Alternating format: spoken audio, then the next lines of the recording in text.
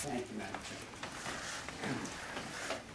And if you have written testimony, would you just kind of summarize for us? I will. Okay. I've already whacked out a good paragraph here.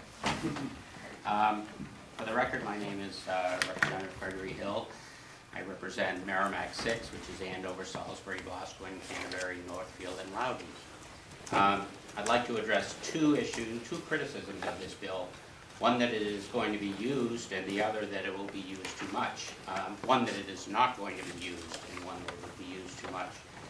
I'd like to simply point out that when this bill is passed and implemented, it will be up to the parents to decide if the plan is a good idea or a bad idea. If they think it is a bad idea and they are perfectly happy with their education for their children and they're getting it in public schools and no scholarships are applied for or awarded, the plan design means that the state is made whole. In other words, there is no effect to either the tax revenues or adequacy funding if parents want to keep their child in public schools. No harm, no foul. If the customers of public education, the parents, are happy, the plan goes away. Fixed costs for the program are minimal. Finally, I must confess to not getting the idea that somehow it's okay for wealthy people in this state to put their children into a school that they think suits the educational needs of their children, but it's not okay for low and moderate income people to do the same. And it seems curious to me that when these wealthy people remove their children from the public school, I have not heard a single word about the loss of state funding for any of those children. The process by which the state stops funding the public school when a child, any child, leaves the system is exactly the same in this bill as it has always been.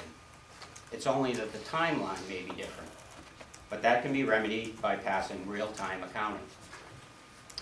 According to the figures given to us by the DOE, the school population dropped by roughly 3,100 students for various reasons last year.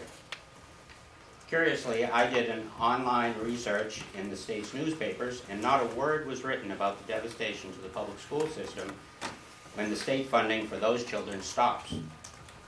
By the way, that was one of the highest years in the last 10. This bill would, at most, remove less than 2,500 students from the public school system based on the size of the program being at $8 million. That's really all I wanted to say to that. Thank you very much for your testimony. Questions of the committee? Seeing none, and if you have your testimony, you can turn it into the clerk. We will greatly appreciate it. Thank you very much, and good luck with the rest of your meeting. Thank you.